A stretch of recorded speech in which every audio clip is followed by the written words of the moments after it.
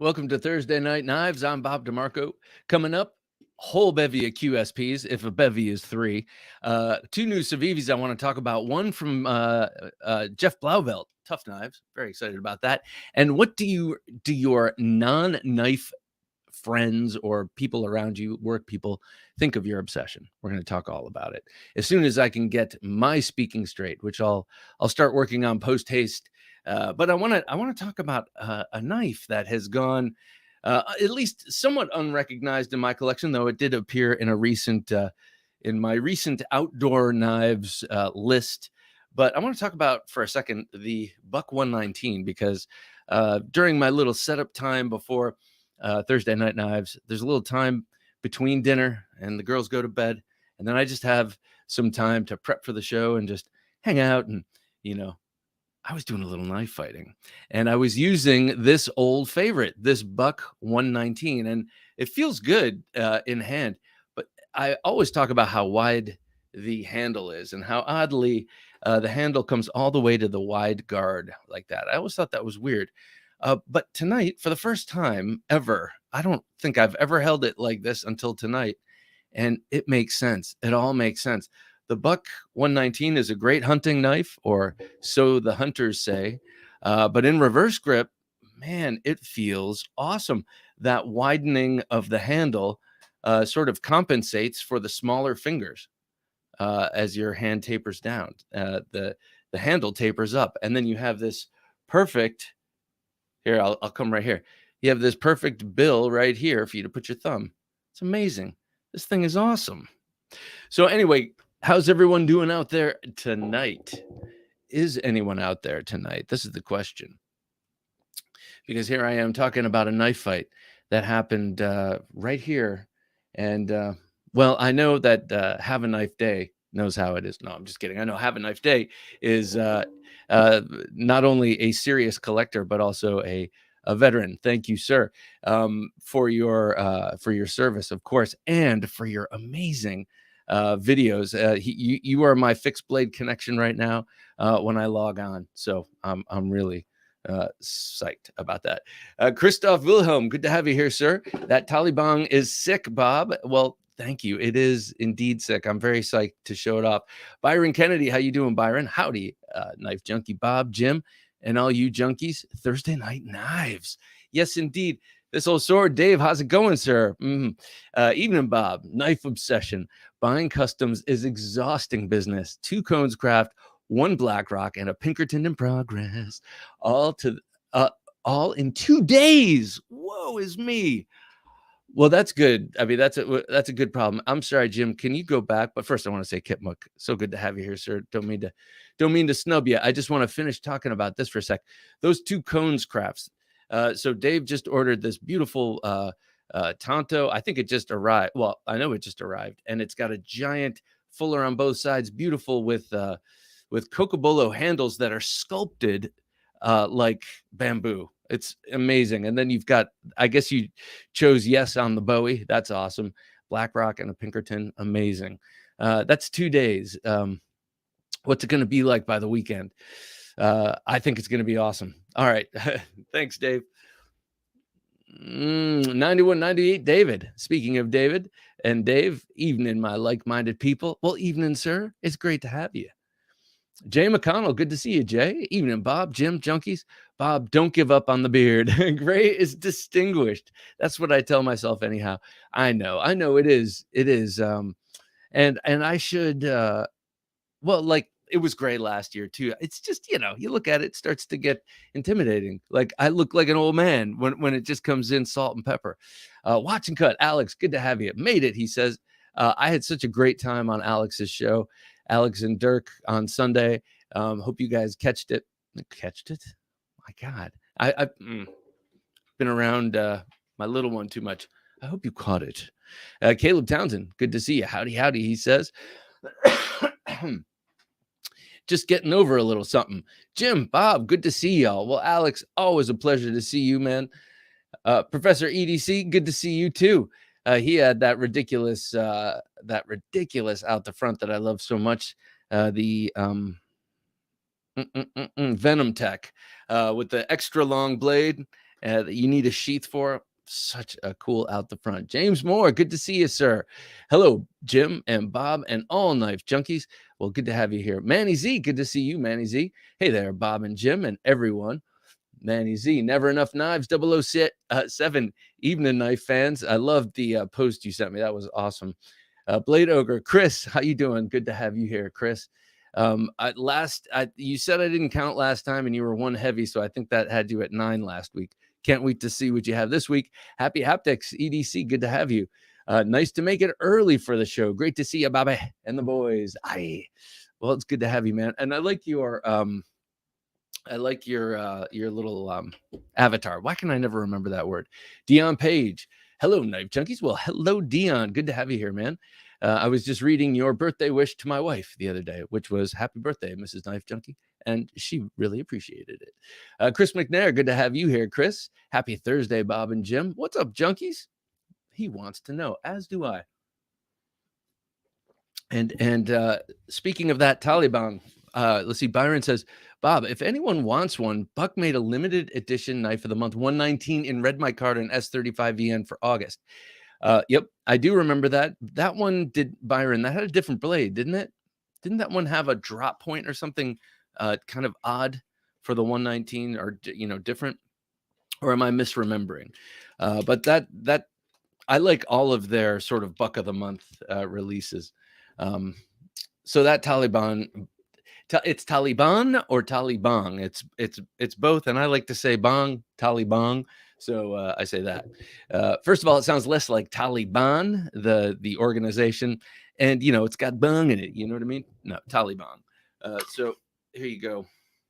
Look at this thing. Oh, so this is the Filipino weapons, traditional Filipino weapons, Talibang.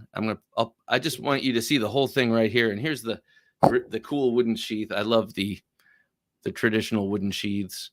Though I've had my brother make some leather for a different one. All right, just so you can see the size of it. It's about 29 inches long, stem to stern, or maybe I think this one is actually 27 and a half, or it's a little bit shorter than usual for a Filipino blade or sword. And it has look at this beautiful hilt. Now I'm forgetting what the wood is, but let's look at this. Oh, so that hilt is really good, as you can see, at holding that blade in your hand, because you whip it around and it's forward heavy and it's got that extreme downward curvature. It is slashing like just standing still. And so this bird's beak here is really good at holding it in your hand, and the way it's got these big wide chamfers, it's very comfortable. And then this here on the back part is great for stopping yourself and controlling on the back of your palm here. So if you're swinging down here, as you can see, it's got that angle, like you don't have to do much with your hand, and you got a straight line there. So when you arrest the motion, this little upward scoop really fits nicely in the palm of the hand and stops. So yeah, very, very proud of this thing. I've been so back here on the wall, this was my dad's. This was in his den growing up, and it was way up on a high shelf. And it is also a Talibang, and it's a bring back from from World War II. I think he got it when he was in college or in graduate school or something like that, when he was a young man, and it was always his kind of like weapon. He wasn't much of a weapon guy, but this was his weapon. And I always loved it growing up. And so I've always had a closeness to this particular style of sword. And then I started doing the Filipino martial arts, and that made it even better. And then this company, when I finally decided I wanted to buy it, they were out of stock, and it was like a year and a half or 2 years out of stock with this one. And now they're back in stock, so I'm very happy. Dion says, stab, slice, or chop that button. That's right, guys. Take that odd angle and press the button. Wow, Bob. Do they call it the Talibang because it can take heads off? You know what? I don't know. Yeah, probably. I don't know, man. But it's not it's not the organization. It's not. It's not. I swear. So yeah, that's why I say bong. because, well, the other way it's O-N and it's not A-N. So yeah, I know it feels weird to say. This old sword says that had that talibang in my studio years ago, along with 40 other traditional Filipino swords that are now down to 7 in number. And you said something about a puñal, and maybe we'll have that conversation downstream if you haven't, if you don't go back on that offer, because that I wouldn't mind. And now I'm in that kind of a mood, but can't do it right now. Anyway, so this is the current thing that I'm so excited about. So I'll leave it out until I pull something else out. But I do feel like perhaps it is time for a pocket check.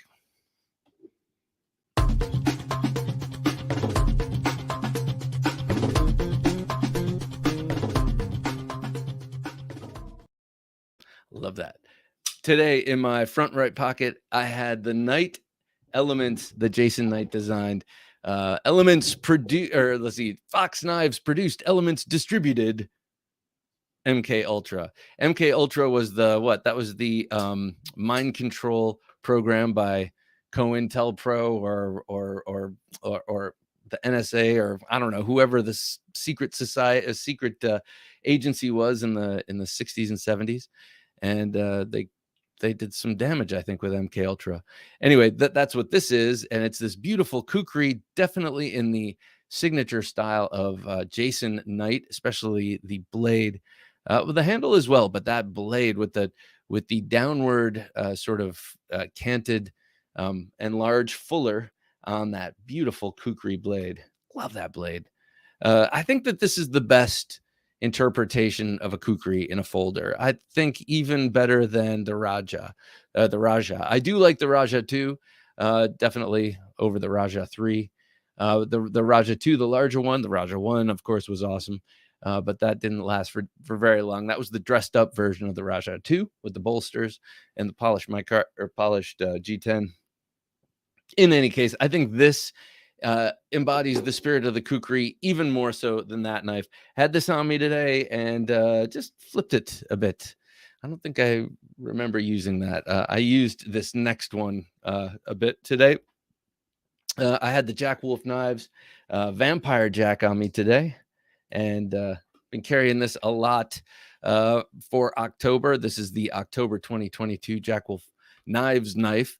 And so, naturally, I'm tending to carry this one a little bit more, but I really like the spear point blade on this one. It's very daggery, and Ben even pointed that out. And so, anything daggery is appealing to me. I use this to open up a tarp and to cut. What else did I cut? Oh, no, just cut open my ramen. I didn't have much cutting to do. What can I say? I guess that's a good day, right? Didn't use my AK. This is the asymmetrical contact. I love this thing. This was my emotional support knife today. Just kind of camping in my waistband, JIC, just in case I had to cut up some cardboard or perhaps an intricate shape with that tip, or perhaps go Libra on a sucker. This is a Dirk Pinkerton design. Dirk Pinkerton is the interview this week, and man, what an awesome guy he is. I really love his work, his folders and his custom fixed blades are almost the work of different people in a way. Not different people, but he does a really good job of having a fully developed style in both different styles. And I just love his fixed blades like mad, but also his this sort of Warncliffy thing that he does over and over. But this one is just perfect. I love the sort of upward angle of the blade to the spine, and gives you a lot of utility, and then it also gives you a lot of tacticability. And who doesn't need that? So lastly on me, my fixed blade was teeny tiny. This was a new one today. This is from QSP. They just sent this to me. They sent me a box of 3 knives. I'm going to show you 2 coming up here. And I'm going to do giveaway with these knives, but I'm not sure which ones. I am sure which ones, and it's not this one. I got 2 really sweet penguins from them, and I think I'm going to give those away. But anyway, here we go. This is the, what are they calling this? The canary. That's right. It's so light and thin. And I wore this just under my shirt today with this kind of very nice decorative sort of beady chain thing. But it's got aluminum foil carbon fiber, which I've never heard of, but I love. And then Damasteel or Damascus. Damasteel, and then it has this here, this sort of spiral fluting on the for jimping. So just a really cool little knife. Didn't really use any of these much except to open up a tarp. A friend at work gave me a trampoline today, which was bittersweet. You know, it's nice to come home the hero. Hey, girls, I got you trampoline, but it's like, it was like 75 pipes that are heavy steel pipes. And I had to load, okay, 75. There was about 60 of them. I had to load them in the back of my car, and there's all this stuff that goes with it, and like 6 million springs.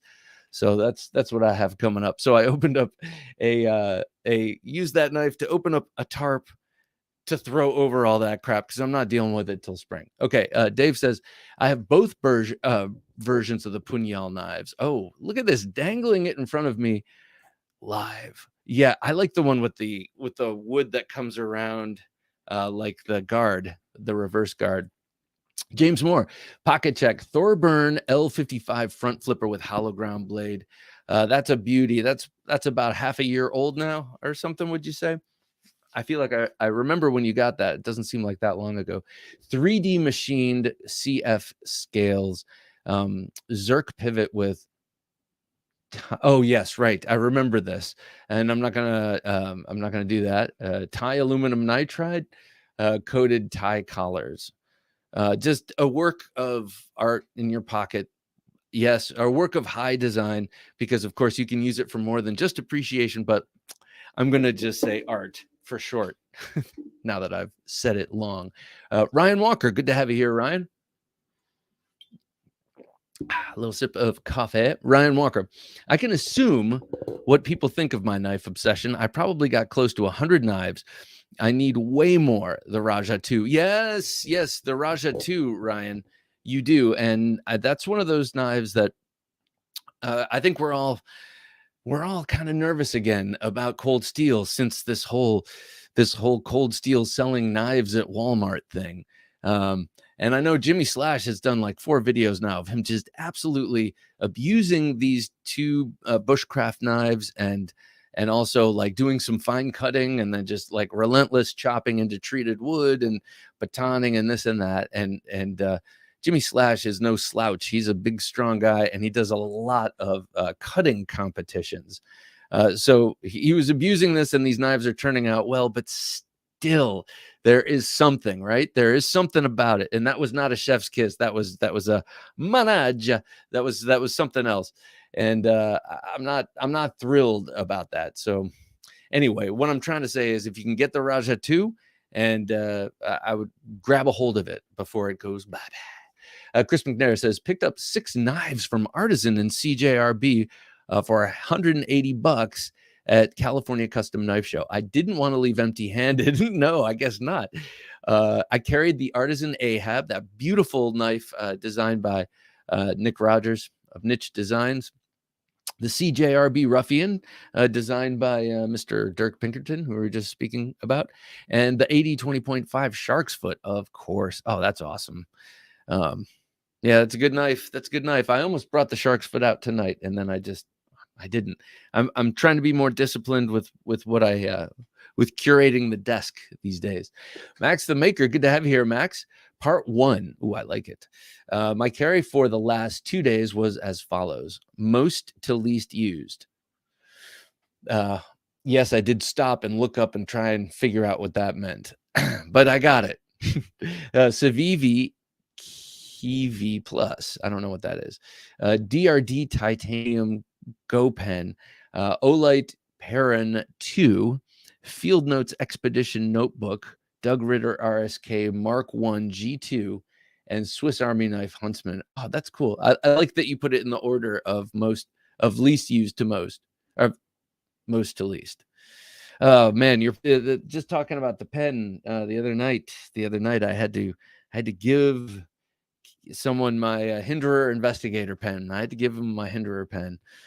I'm such an idiot. A friend brought me to a concert. I was really excited. It was cool. This Japanese band called Bandmade, and they were so good. These 5 young women who were just insanely talented, playing rock and roll. And at the door, I had my investigator pen in my jacket pocket where it always is, and they're like, "You can't bring that in there."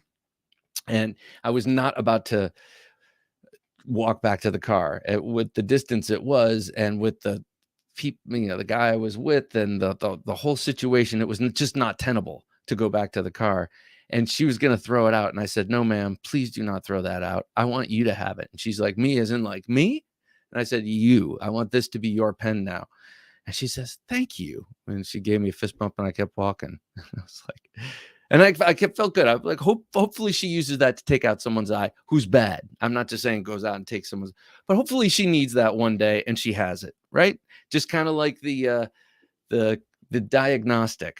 I'm getting better about. I shouldn't say that. I'm getting better at about losing knives, but not about having them taken. I would still say I hope they fall on it, and that kind of thing. Okay, part 2. My carrier from Max. Part 2. My carrier for the last 30 hours. Your carrier, 95 miles of bike riding, was the Orbi Carpe 40, kitted out with Olight bike light on a Bontrager back rack with bag. Bontrager back rack with bag. Part 3. 2 water bottle cage, both with red Camelback Camelback bottles in them, and a Huffy top tube bag. Man. So you are out on an excursion? Is that what I'm getting? You're out on a multi-day bike ride and camping? Is that what you're doing? Because that sounds pretty cool. Let's see. Watch and Cut says, Alex says, pocket check, an exclusive 20 CV bug out with silver Alutex custom scales with all titanium green custom hardware. Okay. Oh, that's a beauty. See, Alex, even when he's doing, carrying something somewhat pedestrian, he always does it right, and it's always just his. This is mine. I just had it in my pocket tonight, which is so rare. So it's kind of cool that you have yours out. Blade Ogre carrying the ZT0640 Emerson. Love that knife. Benchmade tagged out Burgundy. Okay, so far, this is like last week. Burgundy Micarta Adamas, the Praetorian Swift, the ASK, the GEC Stockyard Whittler. I believe you have wait, what's the cover for that? It's something interesting, Wormwood or something. Smith and Sons Ox, the Eutectic Trinity, and NAF's Lander. Okay, so now I am going to count 1, 2, 3, 4, 5, 6, 7, 8, 9. 9. Yes, 9. I was like, you can stop because you've come to the end. That's great, man. 9. You're now consistently carrying 9 knives. Congratulations. You have a problem. Just like the rest of us. But that's why you're here, right? For the rest of it. Festivus for the rest of us. Professor EDC, I had my A100, that being an Emerson, and the Jack Wolf knives, Vampire Jack, and that is a chef's kiss. Love those Jack Wolf knives. This old sword says, today's carry, Max Ace, Pterosaur, Wee Reaver, and Petrified Fish Deep Sea. These are all new. These are all warm off the presses. Wait, the Reaver. Which one is the Reaver? And that Pterosaur is so cool. Max Ace. Love Max Ace. As a matter of fact, Dave gave us a Max Ace here, and I am looking forward to giving that one away for a Gentleman Junkie knife giveaway in the future. We are giving something else he gave us that I have been. Hey, Weston Probst, good to have you here, sir, as always. Tonight, we're going to be doing a random knife giveaway of a knife that Dave so generously gave to this channel. And actually, it's one that I'm giving away tonight as a discipline thing, because this is one that could very easily work its way into my collection for two reasons: the designer and a unique feature that I've always wanted on a knife and I don't have. Okay, so here it is, and it's the All Cylinders by Ruger, made by CRKT, and it's designed by Bill Harsey, and I just love everything he makes or everything he designs. And this looks like one of the old Lone Wolf knives before Benchmade bought them and then choked them out. Really, like, he did a lot of designs for them. But yeah, those VEF serrations, I might just, between you and me, just grind some VEF serrations. I have a Dremel. And just be very careful about the heat treat. But I might just do that into a knife I already have. I love those serrations. They're so gnarly. And you only get 3, and that's all you need if you need it. But here you have this nice belly, and it's a hollow ground. You got a hollow ground blade. You got a nice steel liner lock and this multicolored thing. Stuff. Oh, and here's the elephant in the room. The tip down only. That's the one bummer about this knife, but it's not actually that much of a bummer at all, because I did carry this, and I'm just. It takes me 2 seconds to get used to carrying tip down, because I've made that exception for the military for years and the SOCOM for years. That this is kind of a knife in that size range. It just doesn't bother me.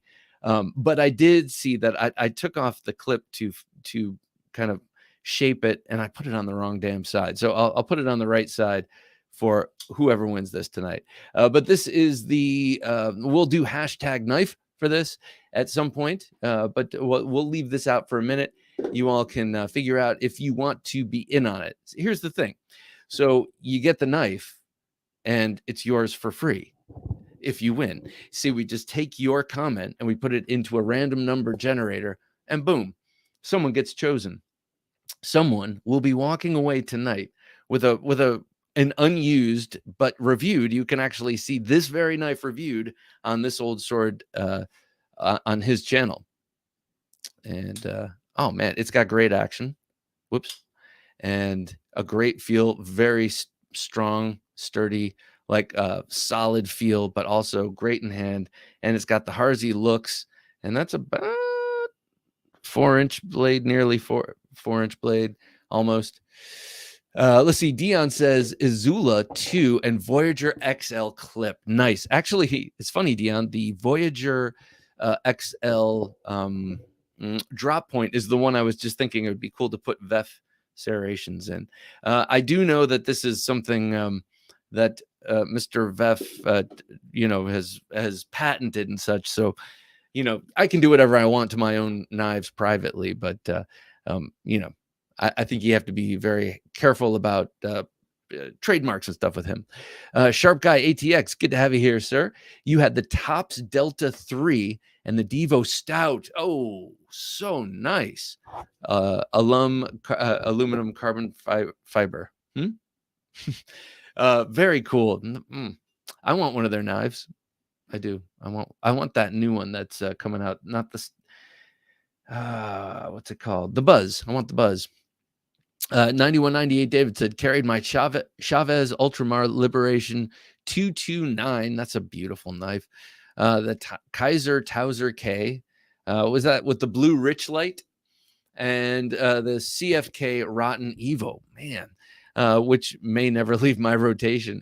What a beautiful knife, and what a great you have these two real high flyers, and then you have the Kaiser Towser K, which is an incredible budget-minded knife or high-value knife. That knife is awesome. So I know when the hard cutting work came up today, I know what you pulled out.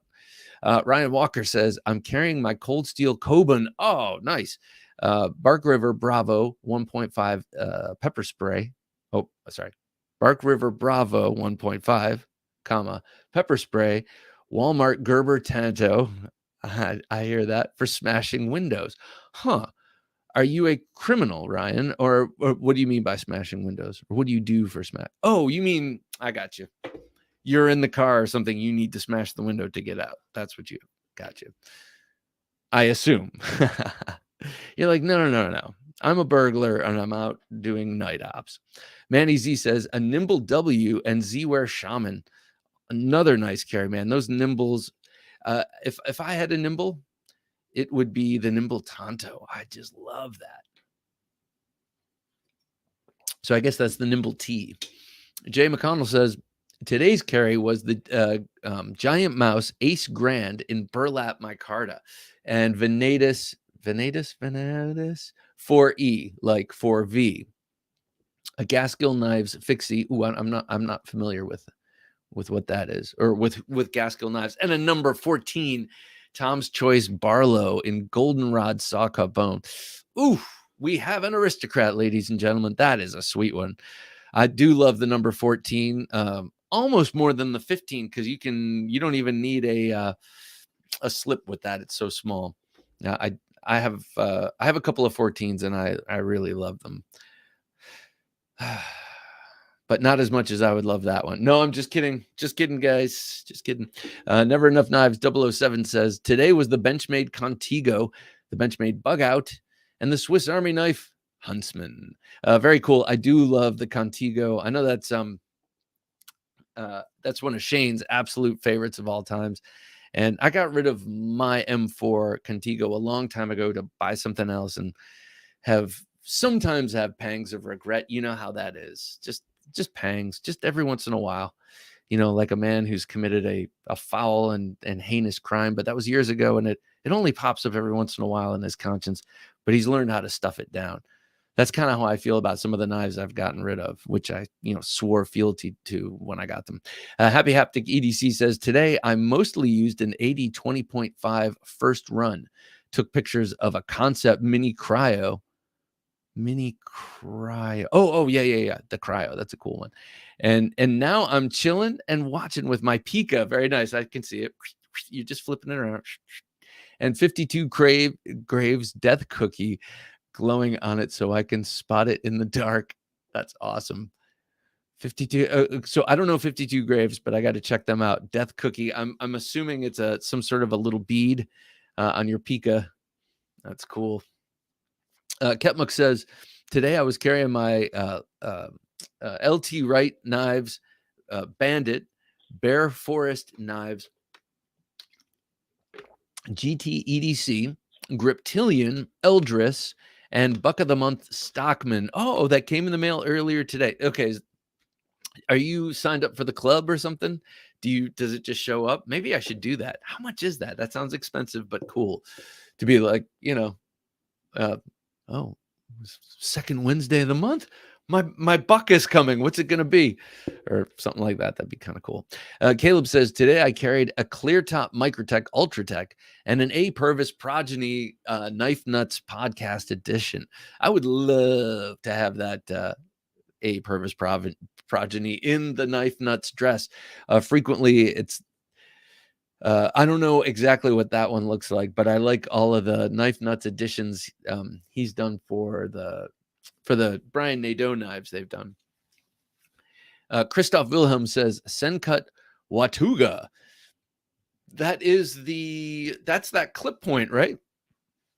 Right, that's a clip point. I think Dave did a review of it, and it's got a blade shape very much like the Cogent, the first button lock that Civivi came out with, I think.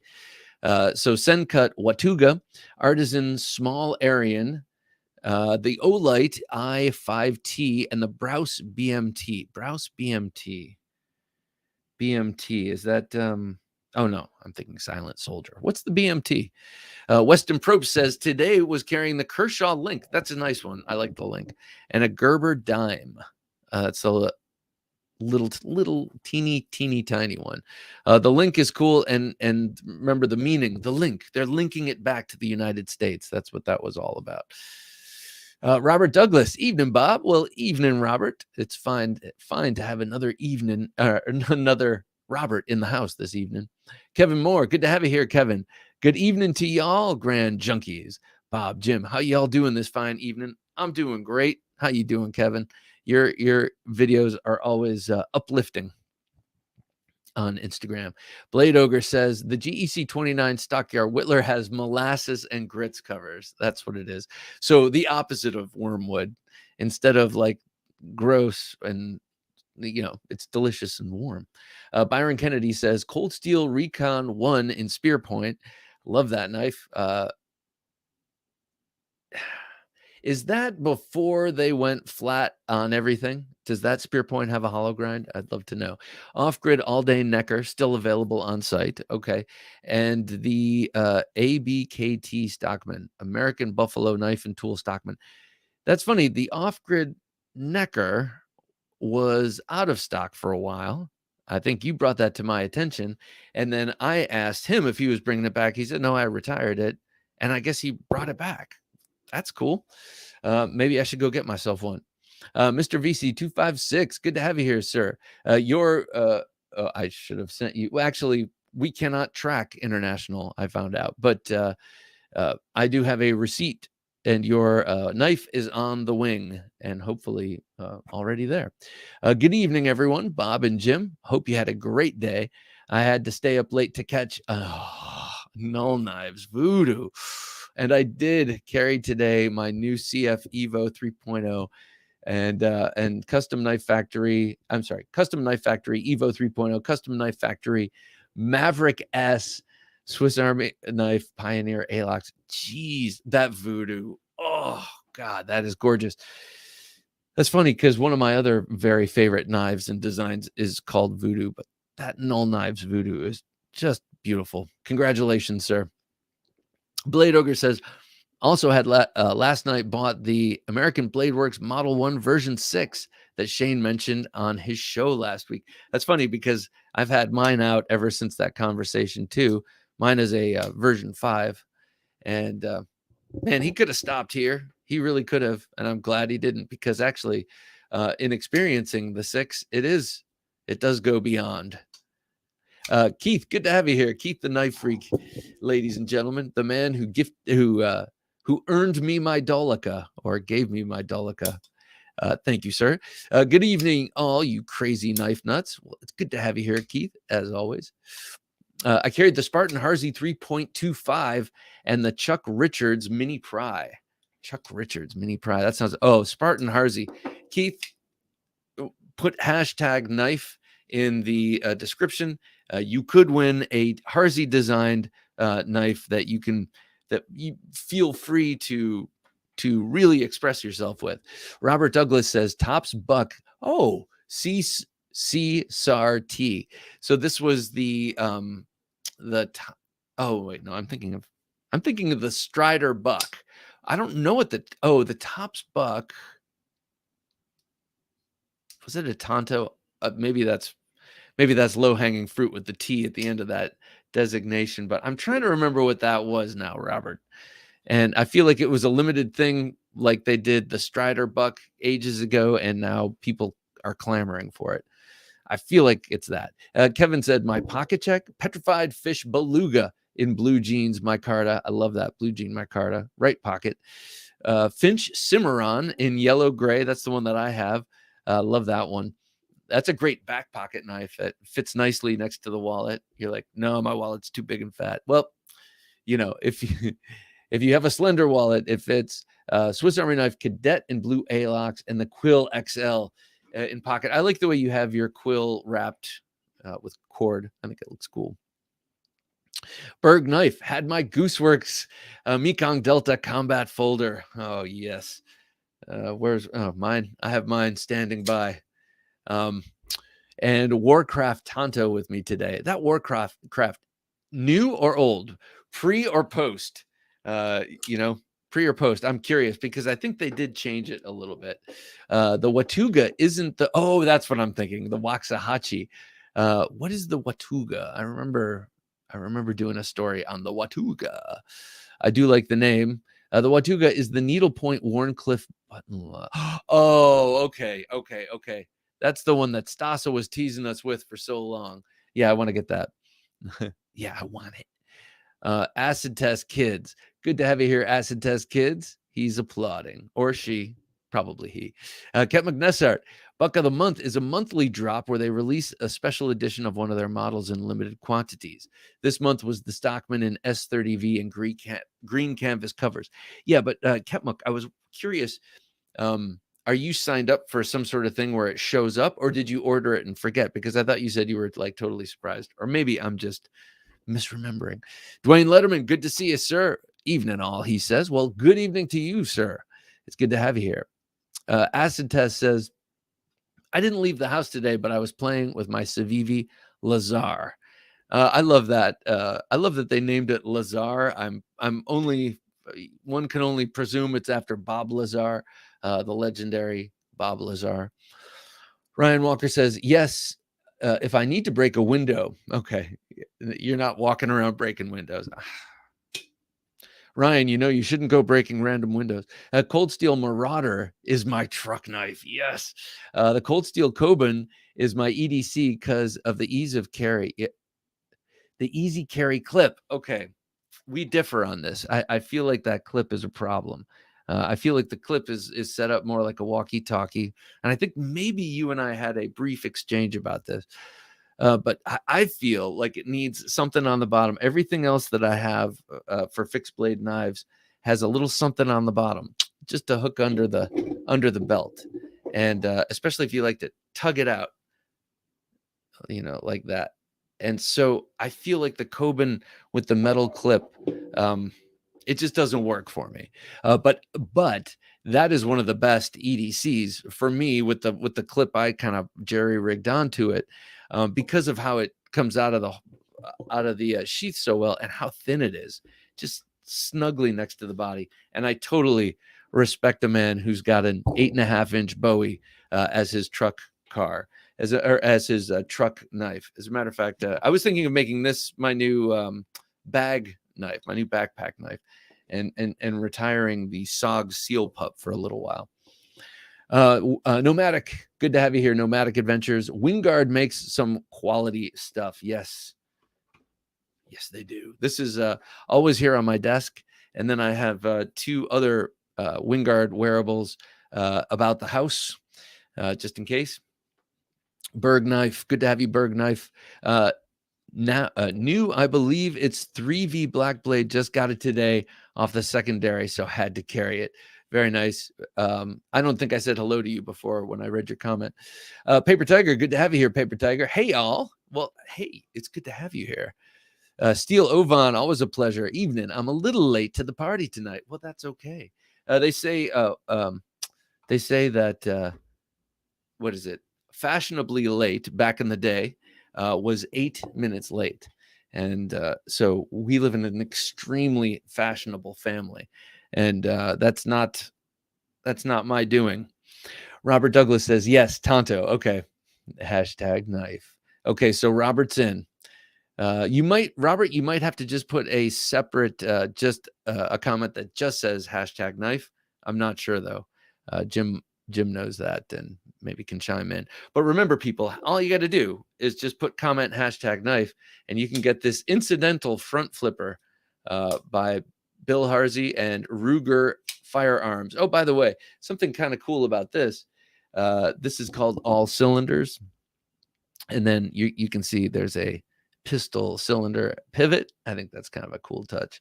But I love this. I love incidental front flippers, especially from people who would bristle at the use. Like I'm sure Bill Harsey thinks the front flipper is kind of flaky, and I'm pretty sure Ernest Emerson probably does too. And yet their knives tend to be great for front flipping. So there you go.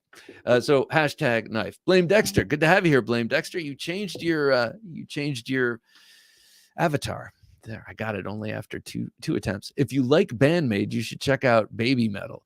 Also carried my new Amsler knives, Blade Runner 2049 Hurricane Razor. Amsler knives, Blade Runner. 2049, like the movie Hurricane Razor. Oh my God, that sounds incredible, but I don't know what that is. And yeah, I did enjoy Bandmade, and I might check out, what was it? Baby metal.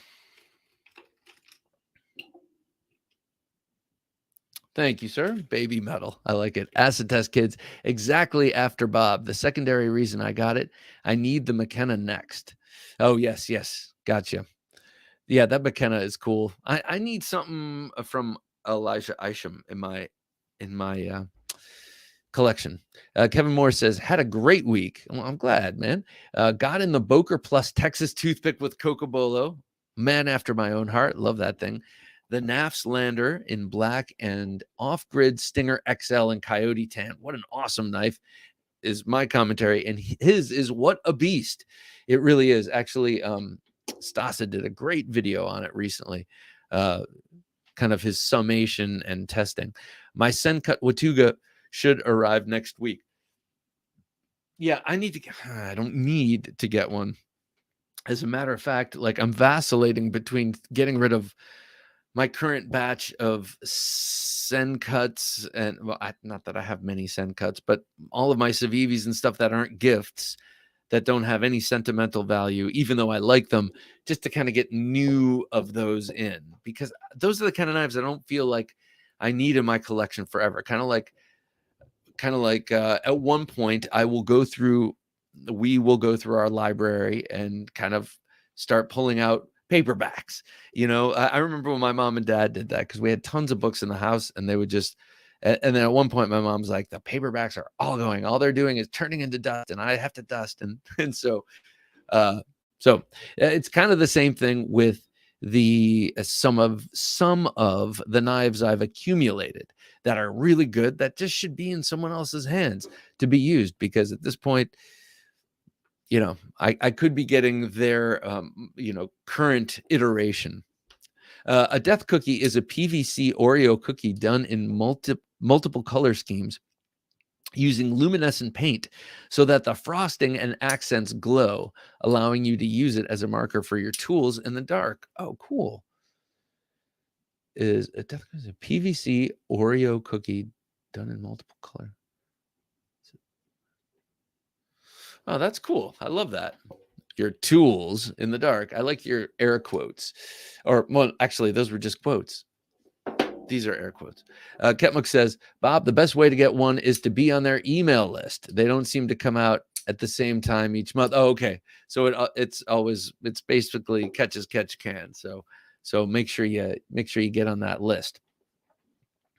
Ooh, the Swinging Axe. I like that name. Good to have you here, Swinging Axe. Good evening, everyone. Carried the Spyderco Capara every day since I've gotten it. It is a phenomenal EDC. I have some burlap micarta scales on the way from Rip's Garage Tech too. That sounds awesome. I love burlap micarta, and that Capara. I was convinced. Immediately, everyone loved it. It was not something I was going for at the time, but it seems like. Tonight I pulled this old gem out, the Uliza, and it's one of those kind of an oddball knife. And I feel like the Capara design is nothing really that like this, except it just has a design flair that I would like to have kind of lined up with the rest of them. Now, is it something I'm going to get? Probably not, but nicely done. Bob, did you? Hey, Shane, good to have you here. Bob, did you see you with? Oh yeah, yes, you did. This I got years ago. Well, 2 years ago or so. This is a version 5, and I love this thing. And actually, since the last conversation, this has been out on out on my desk a lot.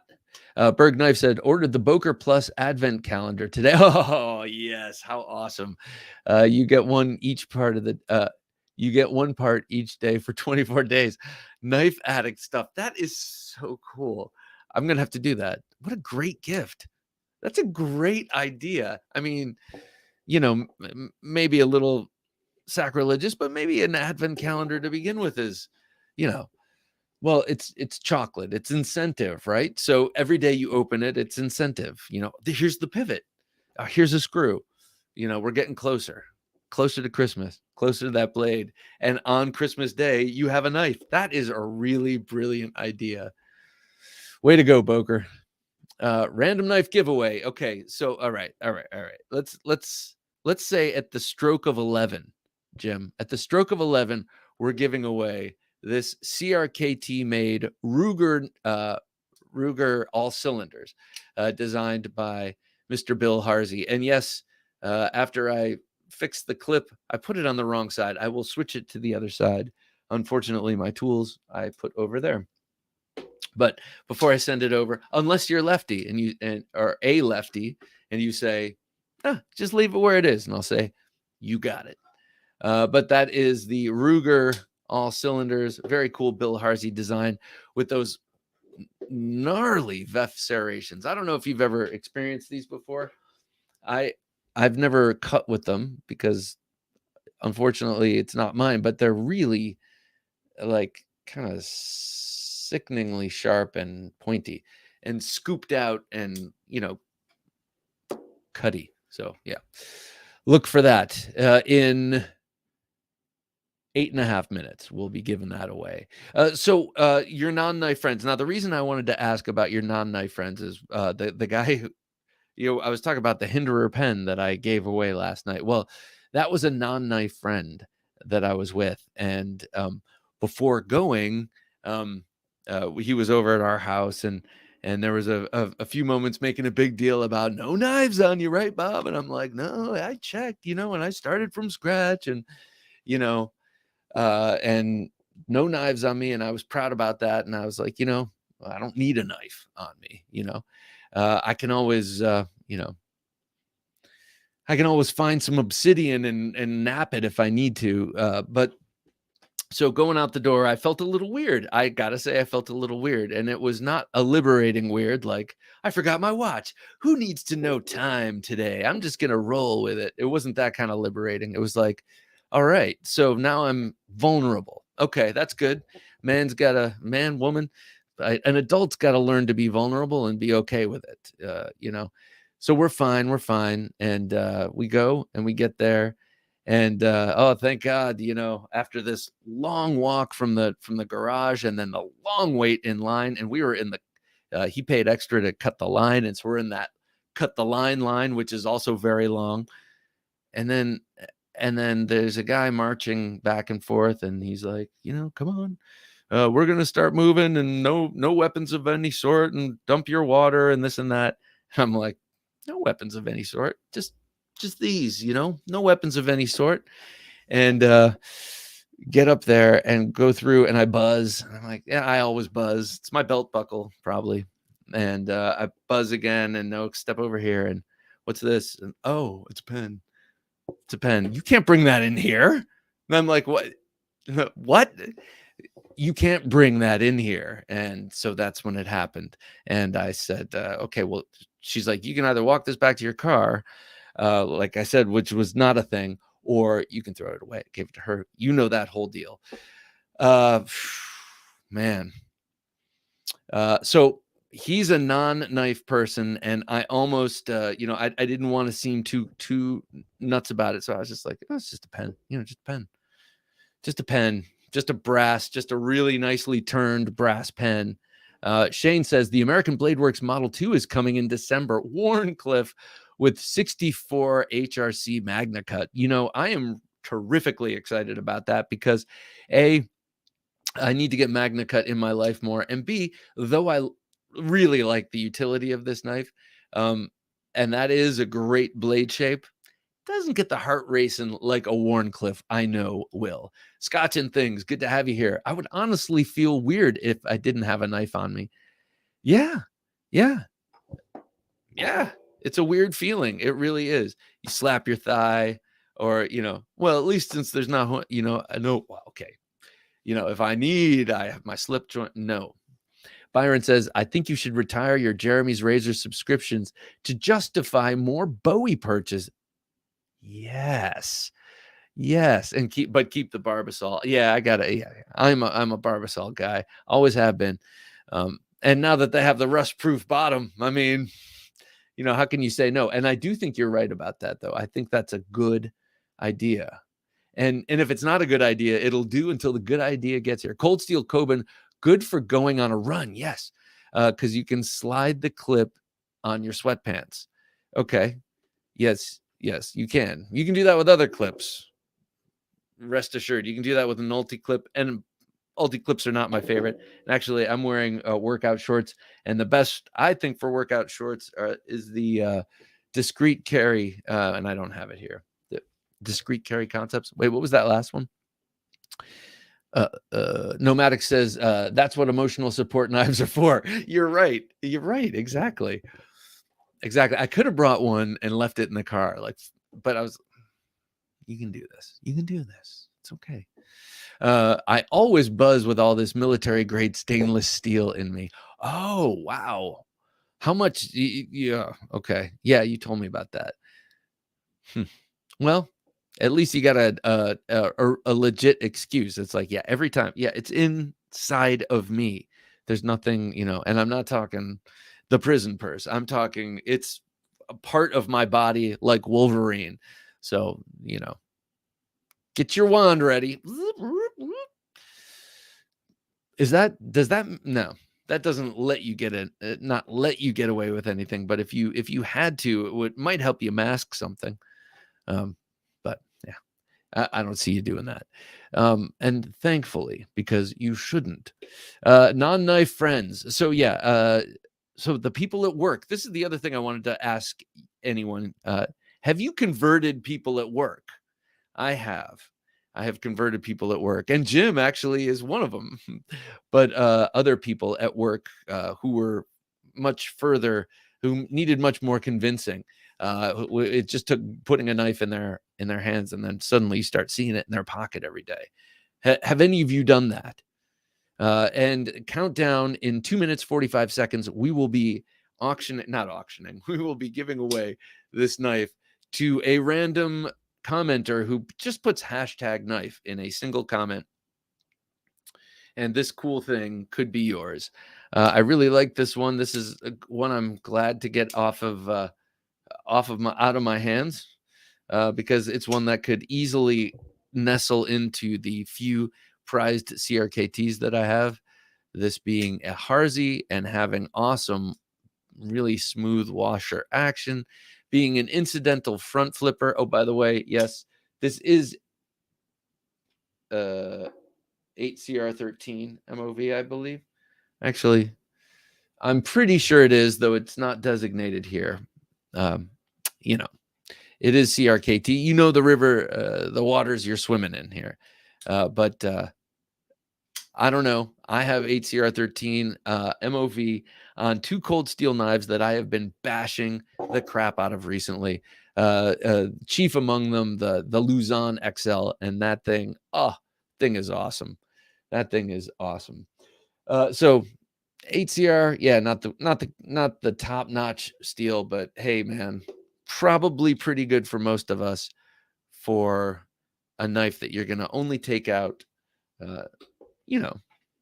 to thrash on every once in a while. CRKT, all cylinders. Let's do this. Oh wait, no. Oh, we have 1 minute. Sorry, my eyes are getting cloudy. Anyone out there? I know there was a Harzy 3.25 before, but anyone else have any other Bill Harzy design knives? Jay McConnell says, got stopped by TSA for a small bladeless Leatherman. Just shameless. More experienced TSA agent came over and said, no, that's fine. There's no blade. Oh, you can't fly with this, though. Goodbye, Uzi pen. Man, yeah, thank you. Thanks for the pen. TSA has never noticed my Mummert Knives credit card knife, though. Oh, cool. That's awesome. Danny Nosanto travels with like a ruler, like a drafting kit, a metal ruler and pencil. I'm not sure if he can fly with a ruler now, but he could use all that stuff, to great effect if need be. Dion Page says, I've been with knife in hand since birth. I took the scalpel, cut my own umbilical cord, and told the doctor to back off. because I had it under control. I like the cut of your jib, sir. Shane says, I just pulled my shirt up and they waved me through, which, oh my God, which is always followed by, that's not necessary. It's my thing. I like it. I like it. Yes, it is. Ryan Walker says, A2 black canvas micarta, 0-point convex katana's edge. It's like a scalpel. Oof, that sounds beautiful. A2. I like A2 tool steel. Christoph Wilhelm says, the people that I know that don't understand the value of a knife think I'm mentally ill collecting more than a few. Yeah, or just like, he makes such bad financial decisions. All right, let's give this away. Let's do this because I want to adhere to the time. And it is now time. Let's do this. And then we'll come back to that comment that I just saw flash that I missed. Okay, so here we go. This is for the all cylinders. Let's do this. Jim, you want to pull up the magical random number generator? Hashtag knife and go. Oh my goodness, look at them go.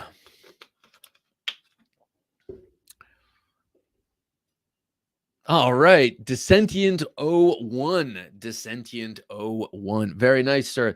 This is yours. This is now yours, and I will show you the boxes over there. You don't care, but I'll send you with this in a box and a sticker. Let me know what your address is.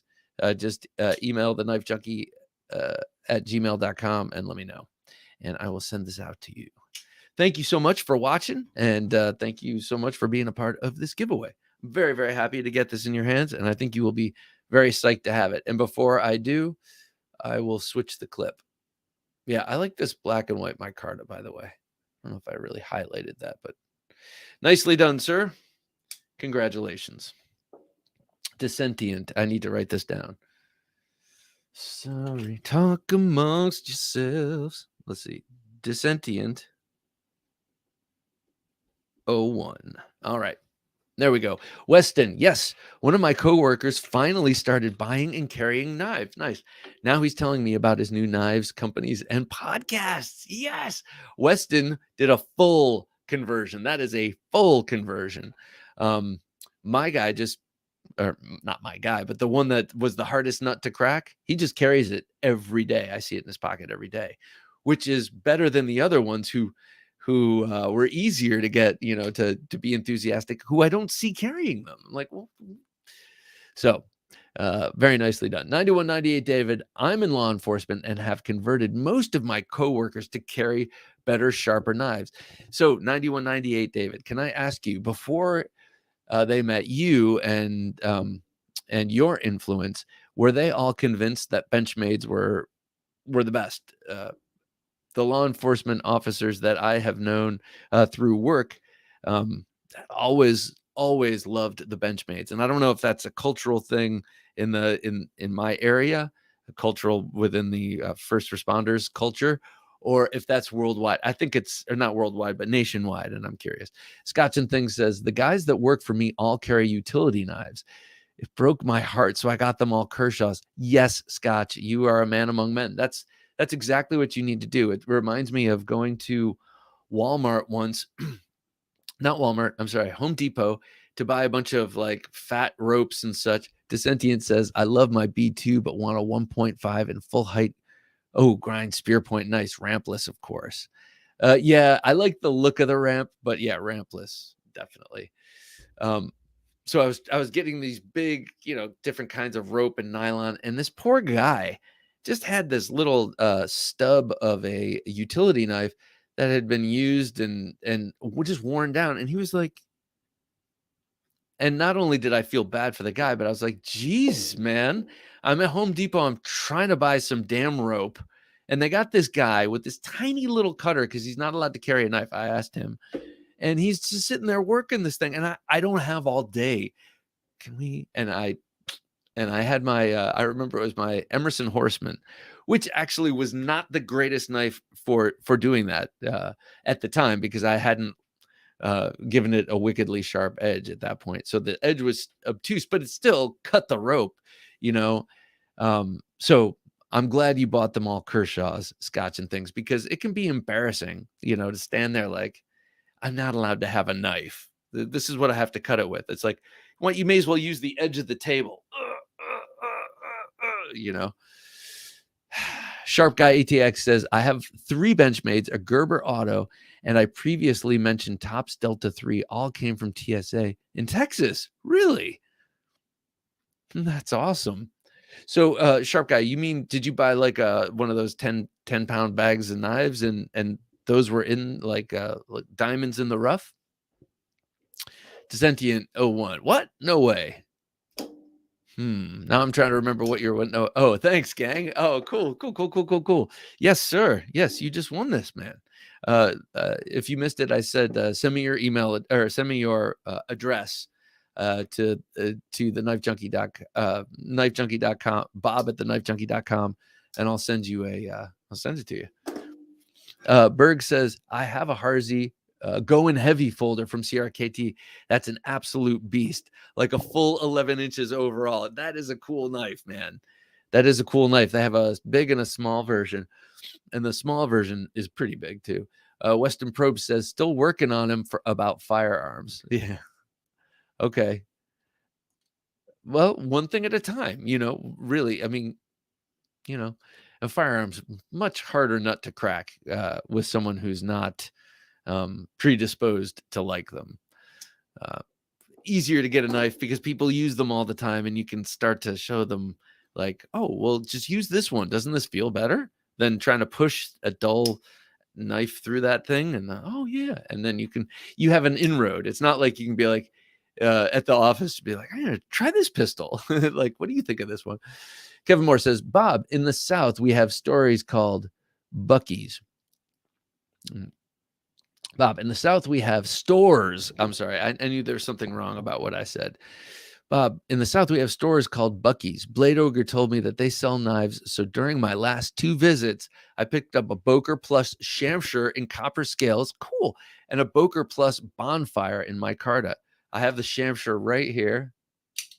And if you're not careful, it can hurt opening it. It's so wee. But it's such a cool little knife. But I don't know what the other one was. What did you call it? It was something in micarta. The Bonfire. I'm unfamiliar with that one. Mark Ridgewell, good to have you here, Mark.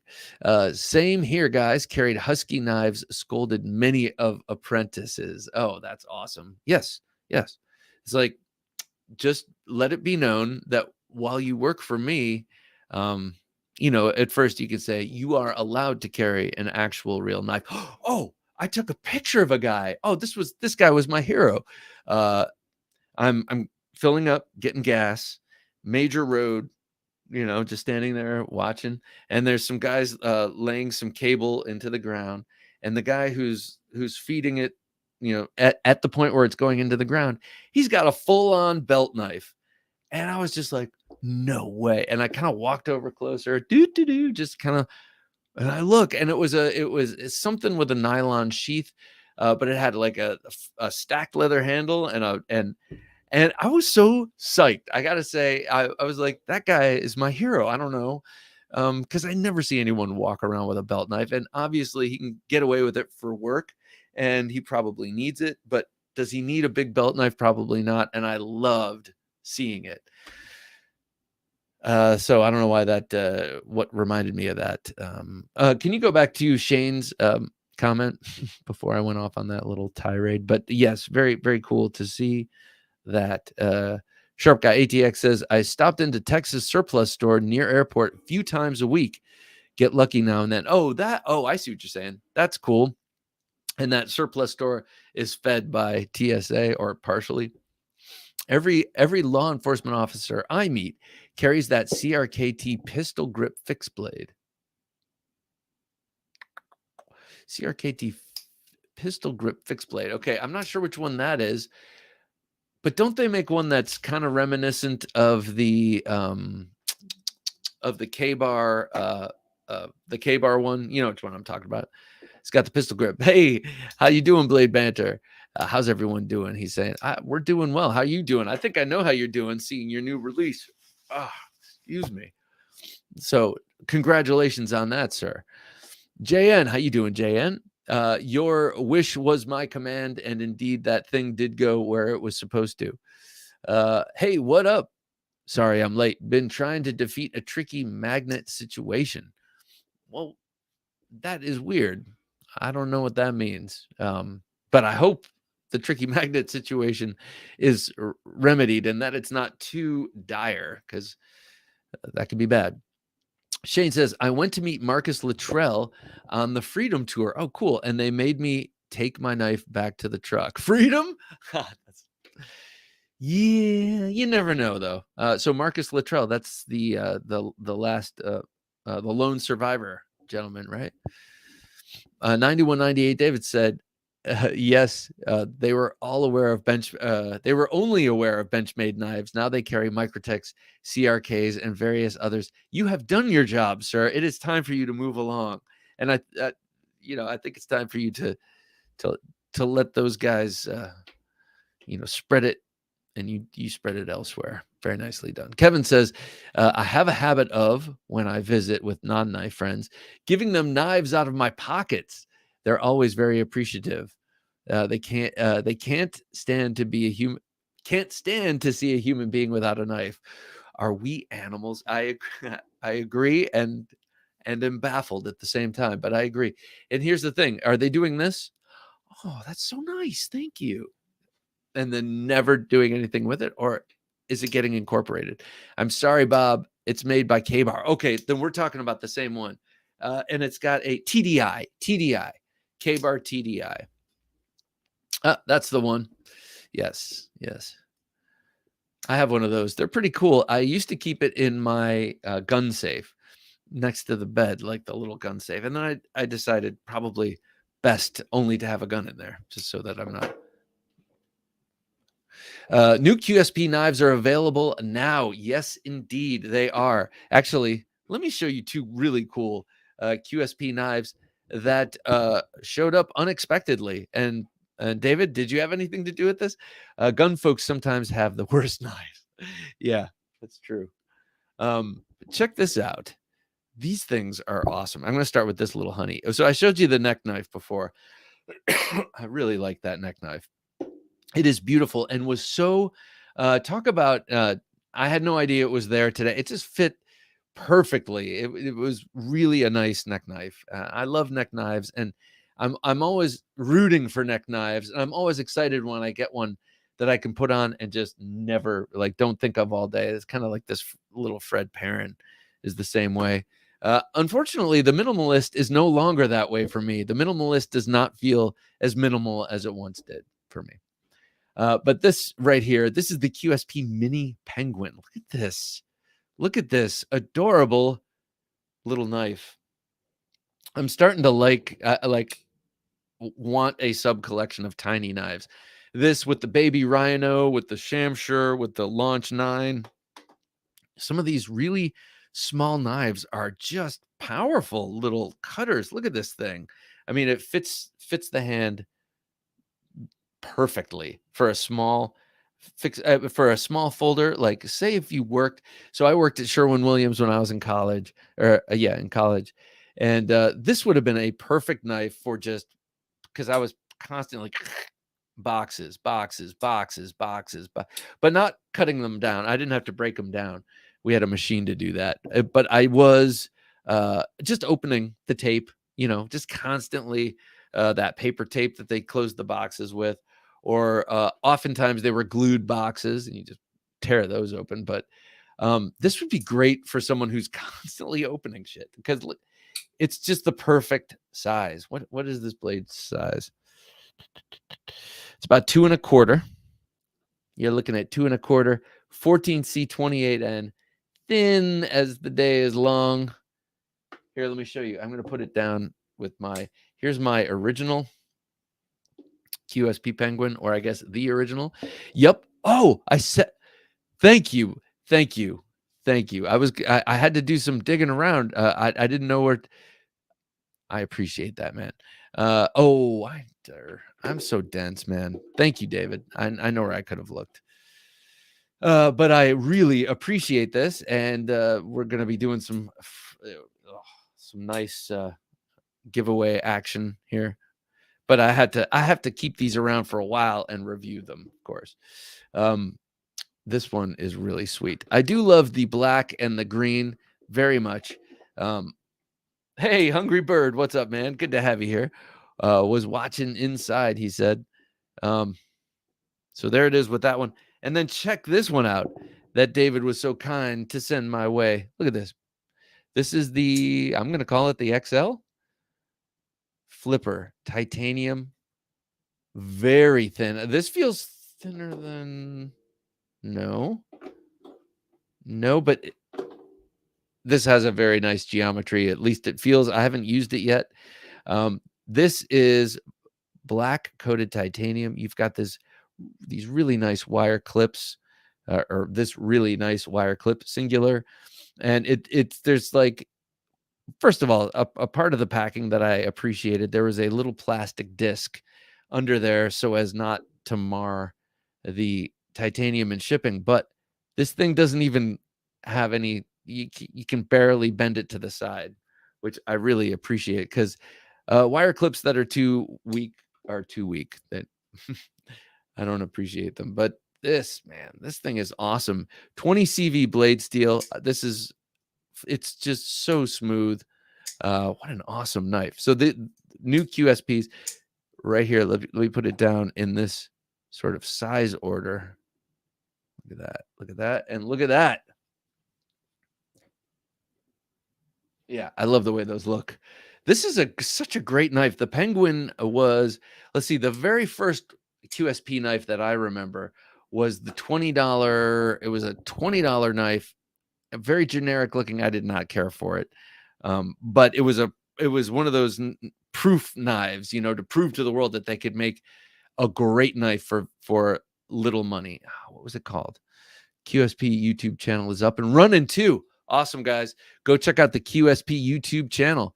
Was thinking of your knife preferences when the variants were going out. That is so cool, man. Thank you.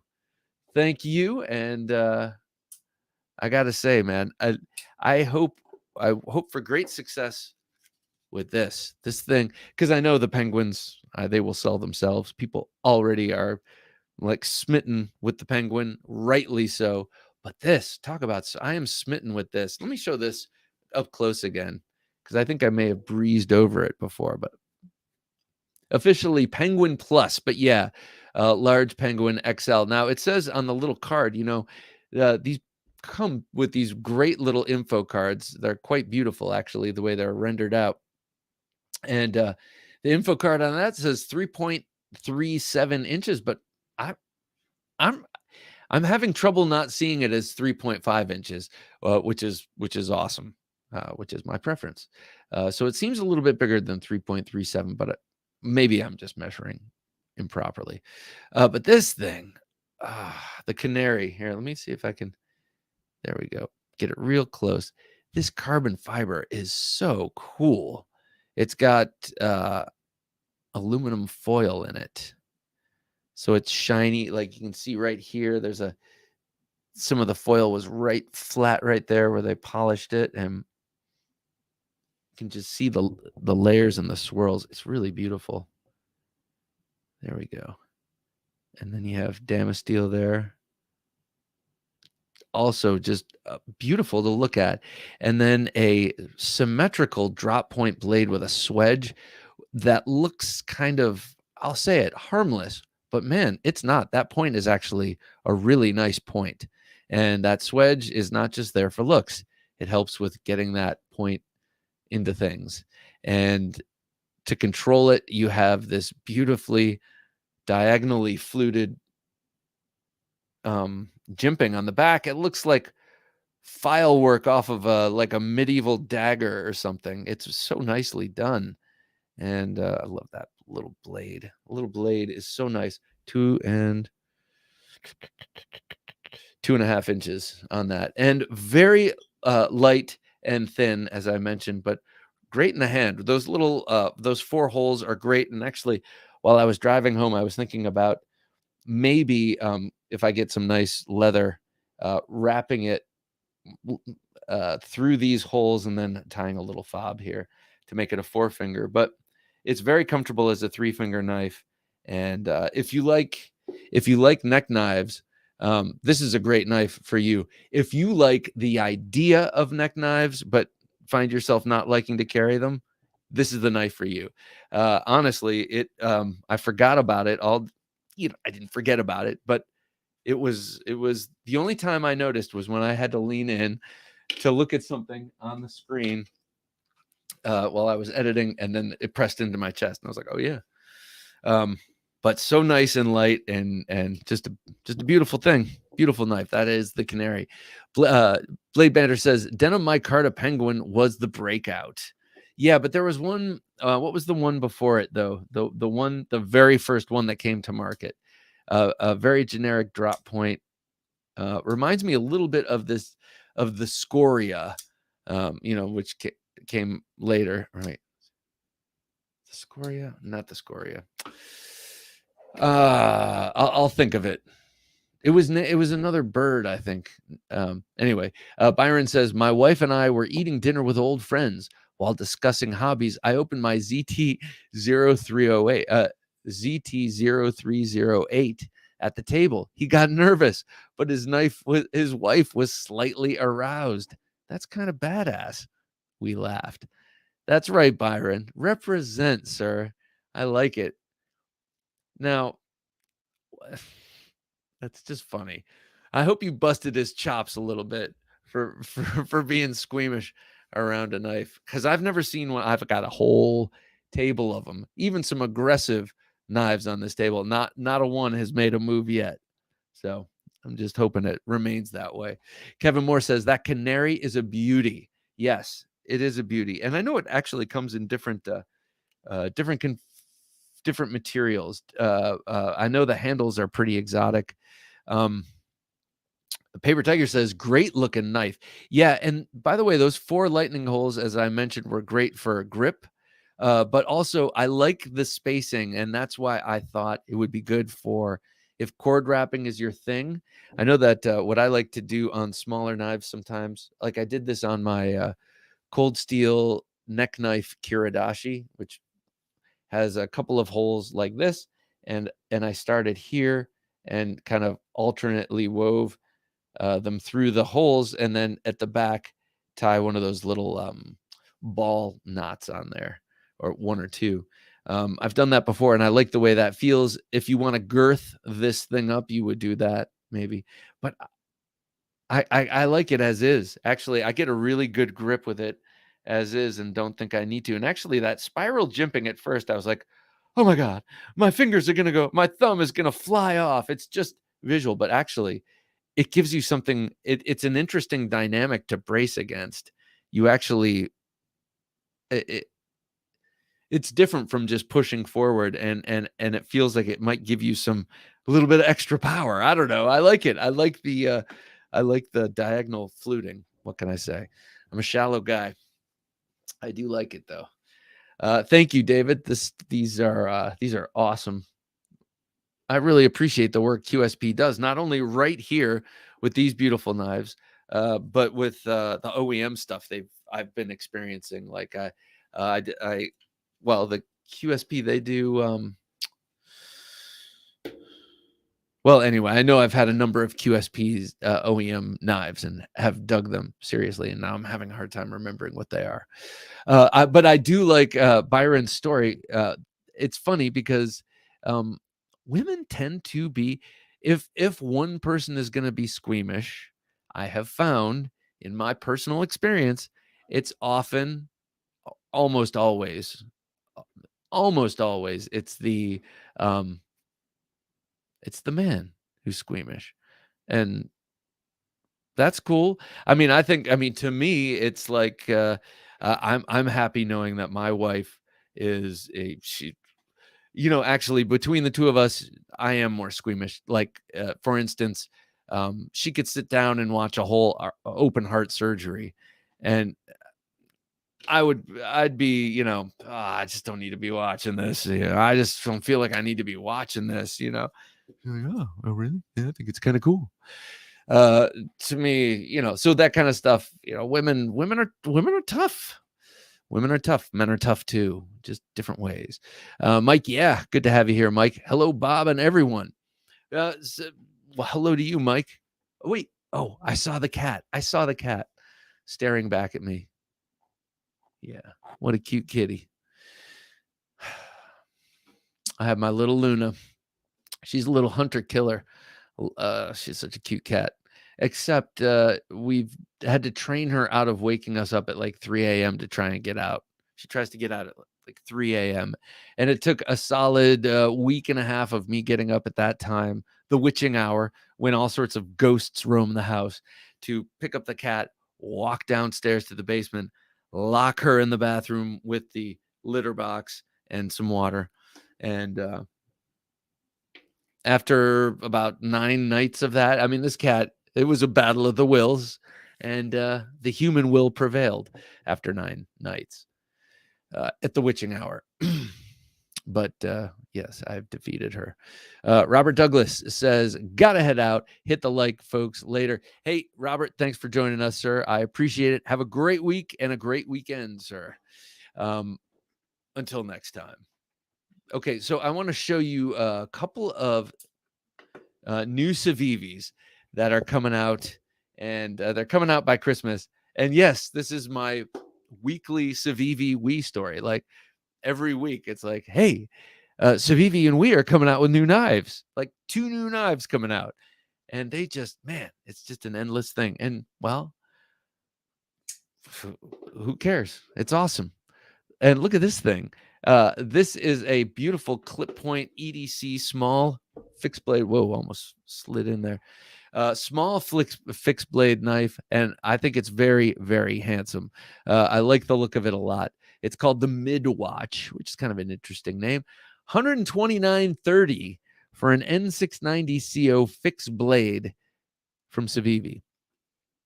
That seems kind of expensive. Like I'm looking, and I do not see a like a designer attached to it. And sometimes when there's a designer attached, you think, well, they got to pay the designer too. This is an in-house design, and of course, you got to pay the in-house designers as well. But you figure that's baked in. Anyway, I do like the look of it very much, though I'm not a ring guy anymore. However, the ring can be a good pommel. It could be a good thing just down at the end of the handle to grip around. So I love the look of this little thing, this little knife. And I say little because it's a 3.36-inch blade. So, about the size of this penguin here in terms of fixed blade. But really, really like it. I like Civivi's fixed blade knives. But what I'm very excited about is this ODD 22 from Jeff Blauvelt, Tough Knives. I love Tough Knives, and Jeff is a very nice guy, very, very, very talented knife maker and designer in my estimation. So it's cool to see something coming out production from him, especially from Civivi. They did such a great job on the Christensen Thug, and this just seems like a great trend of making knives from some of these younger custom makers. Maybe not younger, that's not the right word, but some of these guys, and I love it. 14C28N. So you know what you're getting there. Black G10, green micarta, fancy schmancy Damascus, and Quiboriatia wood. Quiboriatia wood. I don't know. I don't know. Why did I even attempt it? But a beautiful knife, and looking forward to it. I want to see if I can maybe get that one in here at some point and have a Tough Thumbs, because I know I won't be getting an actual tough knife for a while. All right, next up. 2 more knives from Civivi. No, I'm just kidding. Best Tech beefs up the slasher. That's right. So this is the knife that they came out with not too long ago, built around their B-lock.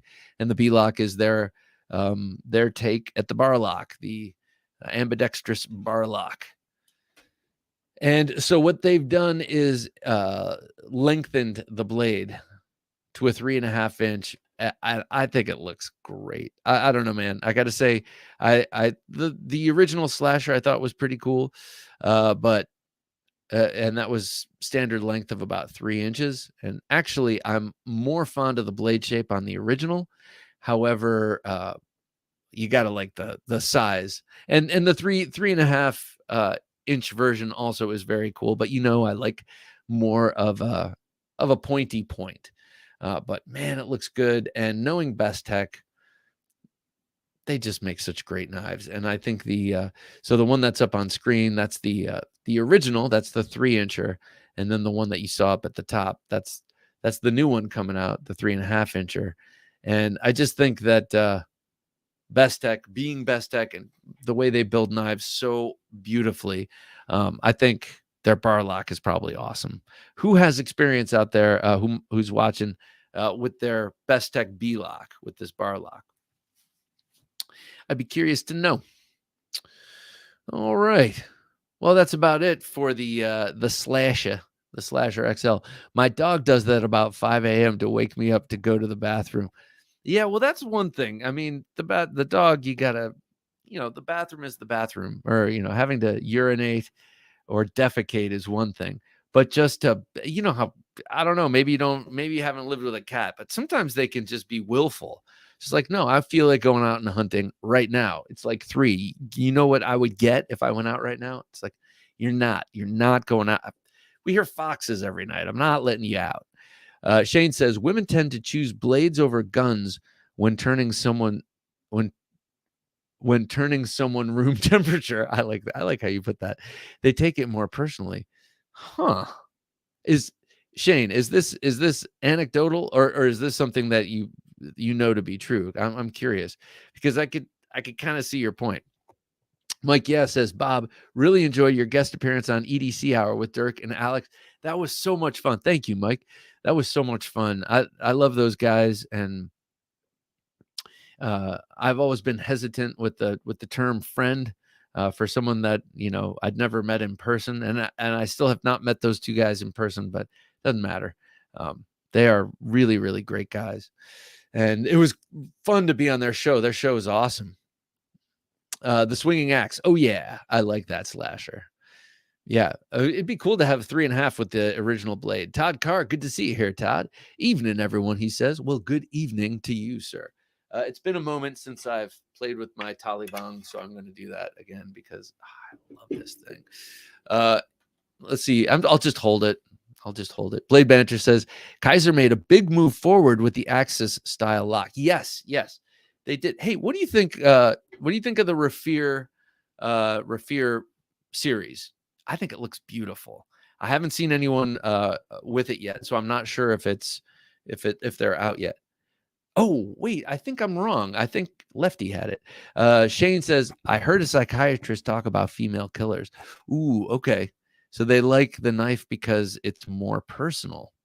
They like to just, well, I'm not going to speculate on how they like to use it, but man, that makes sense. I'm actually watching my daughters become more and more adept at psychological warfare. The psychological warfare that comes, endemic to the female mind. And it's amazing to watch.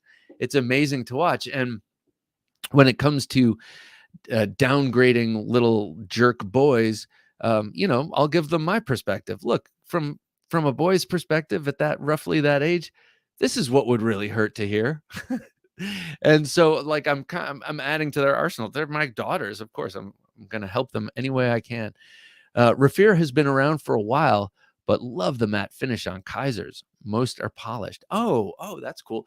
The only Rafir that I ever experienced was on Alex of the Watch and Cut channel, on his Sharp by Design Arch Nemesis. That was the first time I had ever seen it, and that has a cool milled tie texture. Milled tie texture. It's an inlay in titanium, and the titanium and the Rafir are all milled together, and it's pretty cool. Shane says females are scary, very scary. I mean, I cannot disagree with you. Acid Test Kids said, movie quotes, guns for show, knives for pro. I like that. I like that. What's that? What movie is that? I think it's one I have to see. Maybe an Expendables movie? Um, or maybe it's about assassins. There was one movie I saw that was pretty art house, but also very violent, and it was with that blonde dude that everyone thinks is very good looking. And there was an okay, so you guys have to help me. There was an assassin in it, played by. Oh God, I'm so terrible. Shit, I should have thought this through before because the names are hard for me to remember now. Who's the curly guy? Who's the curly haired guy? Oh crap! All right. Give me a few minutes. I'll think. I'll piece this all together. But there's an ending scene where the guy Albert Brooks plays a cold-hearted killer in this indie movie that came out in like the 2012 time period with the blonde dude that everyone likes. Can't think of his name. Not Ryan Reynolds, but someone similar to that, but not as funny. Anyway, the assassin kills a guy in the end by, first of all, you see he's got a small collection of really nice knives. I know there's a Reese Whelan in there, and I think that might be what he kills this guy with. I can't remember, but he takes one of these beautiful custom knives and just grabs the guy and cuts his arm and bleeds the guy out right there. And then the next scene, he wipes it off and puts it back in his cabinet with custom knives. And now that I know more about custom knives, I have to go back and find that scene. What was it? Oh, Lock, Stock, and Two Smoking Barrels. What a great movie that was. British movie, same guy who made the movie Snatch. Yeah. He was on the Joe Rogan podcast and did such an incredible interview with him when he came out with that King Arthur movie. That was a big flop. I can't remember what that guy's name is because I'm terrible with names, it seems. Ryan Philippe, not Ryan Philippe. Like newer than Ryan Philippe. Ryan Gosling. Thank you. It's a Ryan. I knew it'd be a Ryan, dude. Guy Ritchie. Yes, thank you. Guy Ritchie. Yes. Christoph, watch The Hunted again when you get a chance. Yes, that is a good movie. Good-ish. There's one scene, there's one shot that I'm just like, oh, come on. Where Benicio del Toro throws one of those tracker style knives, not the one that he ends up flinting, but a tracker style knife, Tom Brown tracker style knife, and he throws it at Tommy Lee Jones and misses, and it goes into a tree. But it doesn't just go into the tree. It goes through and makes a hole, through the tree. And I don't know. I remember that being the thing where I'm just like, oh, come on. But the fight scenes are awesome. Because we all need to see more real fighting, like Kali. I shouldn't say real, but more Kali in movies. I just love knife fighting, and we need more of it in movies. You know what I mean? I don't really mean that I love knife fighting, but that aesthetically speaking, in terms of violence in movies, because we do watch violent movies because we enjoy it and there's some aesthetic pleasure in it. Well, I like swords and knives, so that's the kind of violence I prefer in my entertainment. Though, that Rambo movie, I got to say that second to last Rambo movie really did bring out the gun lover in me. The Edge is better than The Hunted, in my opinion. The Edge. Which one is The Edge? The Edge with the bear? That movie is great. That movie is so good. I said good. Knives Out is a good movie. Yes, it is a good. I like that movie too. Plus, all the scenes I've spent, kind of scrutinizing the background. The Hunted, Tommy Lee and Benicio tear it up, says Dion. Yeah. And I do like the concept of them making their own knives and then fighting. Del Toro is he's incredible in everything. He is. Knives Out was a great movie. Can't wait for the new one. Yeah, I hope it's a good one. I hope it's good. Because first of all, I think those big Hollywood ensemble pieces are big circle jerks oftentimes, and I don't think Knives Out was. I think it was awesome. But sequel and ensemble piece, I don't know, makes me nervous, but I'm sure it'll be good. I like Daniel Craig. I think Daniel Craig was a good James Bond until that petulant brat demanded that he had to be he had to kill Bond off. That was part of his contract. Uh, got no respect for that. But I thought he was a good Bond until the end. The Edge is free on YouTube right now. Ooh, sweet. Yeah, that is such a good movie.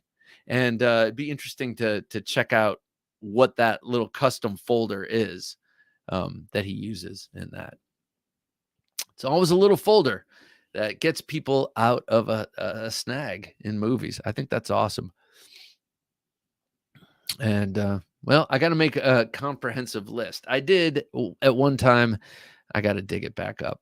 All right. All right. Let me show you some of the stuff I've pulled out tonight.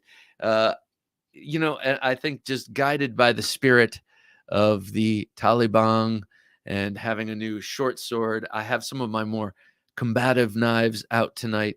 The Taipan, this is a funny one because this is VG10 San Mai.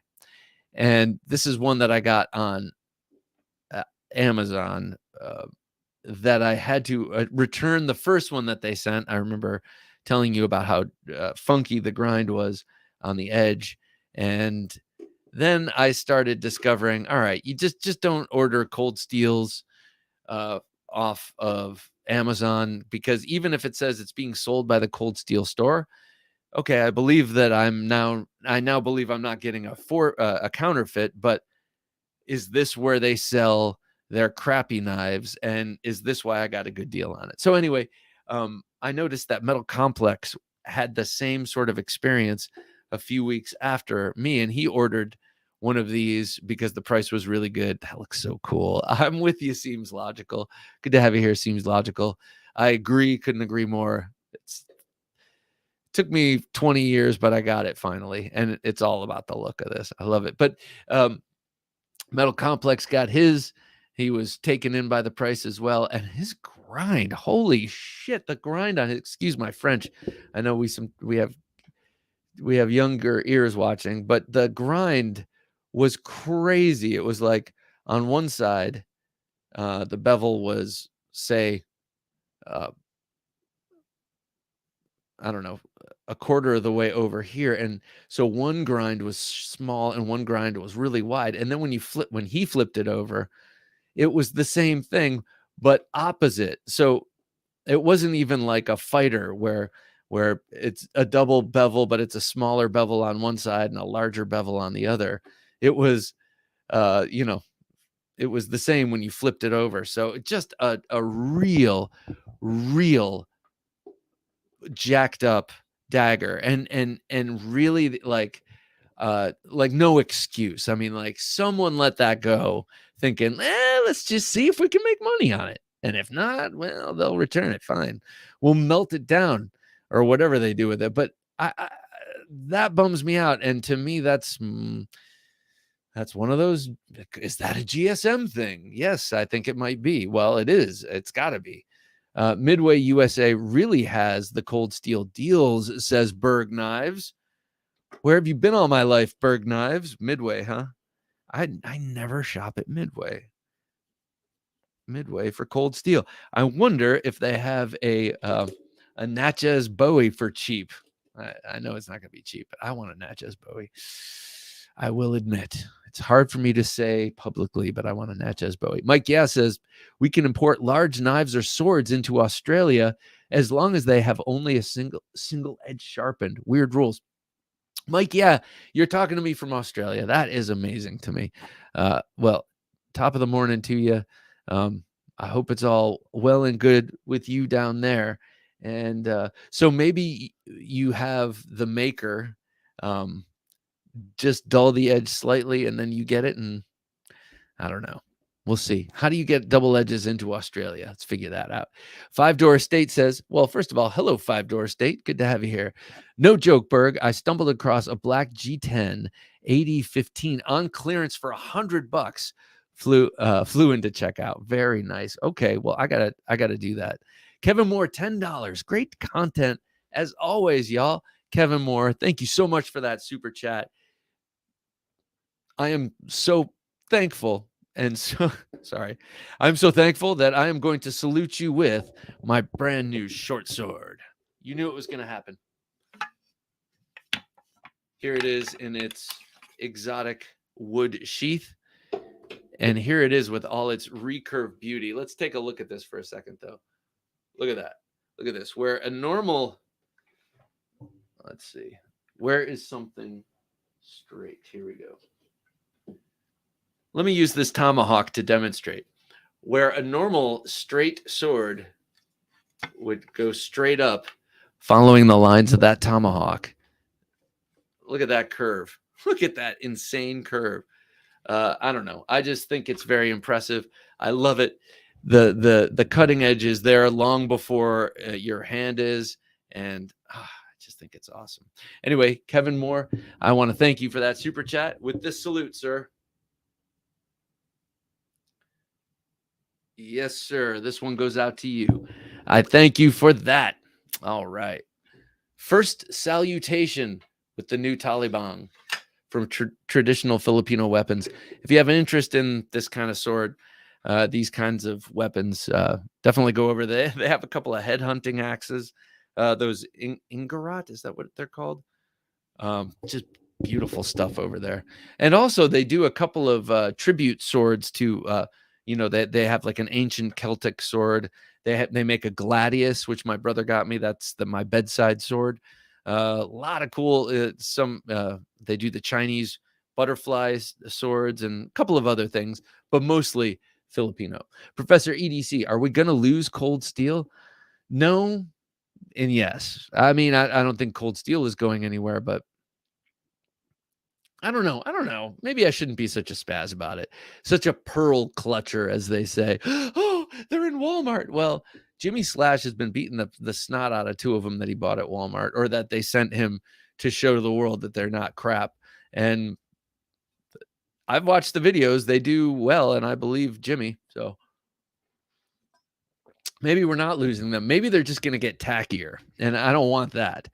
Dion Page says, I got a SRK 3V for $120 shipped from Midway. Wow. Okay. Well, I'm going to definitely check out the Natchez because I know the 3Vs have been very expensive.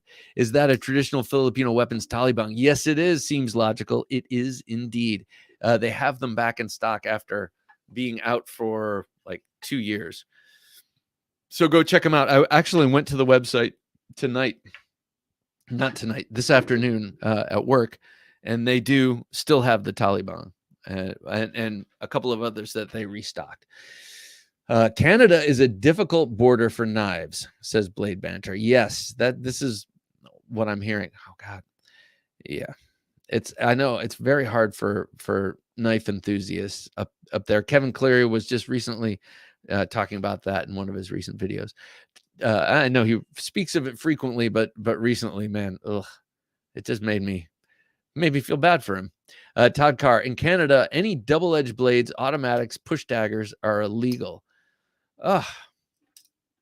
Yeah, I know Canada is an astoundingly beautiful country filled with astoundingly lovely people, except in your government, man. But I guess that's the same everywhere, right? It's the same everywhere. Chinese people are awesome, except for their government.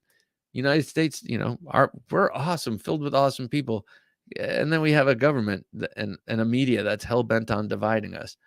So the people are who you want to listen to. Kevin Moore, so freaking cool. Thanks, Bob. My pleasure, sir. And thank you. Thank you. The Swinging Axe says, has anyone held or seen a Boker Baba Yaga? Is that like Baba Yaga, like the boogeyman from, I know that from John Wick. I'm both attracted and repulsed. Oh, it's a green micarta handle and a chubby 2.7-inch drop point M390 blade, just over an inch tall for $130. I have not. The name, that name makes me want to see something other than makes me want to see like a hawkbill or something like overly aggressive blade shape with maybe VEF serrations in it. But that sounds cool. I'd love to see it. Maybe something I'm missing. Maybe something I'm missing, a bedside sword. Well, everyone's got their own strategy. See, here's the problem with the bedside sword. You can't use it unless you've already cleared the room, cleared out of your room. So it's something you grab and take with you, or whatever. I mean, actually, you grab and take with you the pistol. Traditional Filipino Weapons is a great brand that makes more than Filipino blades. They're a good company to get swords with. Yes, my Gladius, as I mentioned before, I think I did Halloween cuts last year with that one, or 2 years ago, and what a great sharp, long, double-edged. It's longer than the standard Gladius was, and it's great. It's great. Their other swords are great. I would love to get that Celtic sword. That's kind of a neat one. Todd probably would best. I'm sorry. Blade Banter says, Todd, probably the best place to work as a knife collector. Canada border. Yeah, right. No kidding. You just wait. Or TSA probably. But Shane says, without the insane spirit of Lynn Thompson, there is no Cold Steel, in my opinion. They're still okay. So he's still showing up in some of the videos, the Deadliest Weapons series, where they'll talk about some of the legacy blades, I guess, and then Anthony DeLong just comes on, and a couple of them come on and they talk about it. So they're keeping him around that way, but I think he is I think his position is ceremonial at best. Mr. Greg T, good to have you, Mr. Greg. My guess is Cold Steel is still made in the same factories as they were. Yeah, as long as future designs don't cut corners, but Cold Steel should remain a viable option. I have no doubt, actually, that they're being made in the same factories with the same plans and stuff. I think where companies go wrong is in the quality control part, because when you have things mass produced, you got to go through each one and make sure that each one is kind of consistent with the others. And that's quality control. And when you do all that, you can't go through all of them, but you can go through, I don't know. For instance, this was the first GSM knife I got.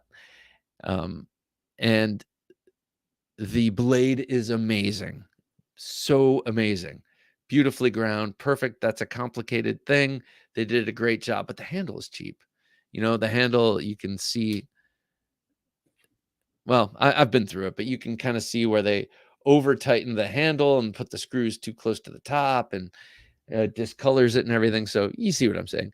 Same here, Bob. We got to pay about 45 to 60% extra for a folder or knife. Jeez, man. That stinks. Baba Yaga is a witch that eats children or gives them candy depending on their mood, on her mood and the kid's behavior. That's cool. That's one of those things. I think that's how they use Santa early on. Santa Claus. Todd Carr says Cold Steel is starting to have stuff made in China. Hopefully not long-term, not a long-term thing. Walmart blister pack knives in 3 CR13. That is 5 CRs less than I'm used to. No, but seriously, that does sound bad, 3 CR13. But again, Cold Steel has always been known for getting great heat treats out of less than stellar steels, like they did Ausaid A so well. Honey Bear 85, good to have you here, Honey Bear. Well, the Baba Yaga's designer's name is Keanu. Pretty much only link I can see. That's funny.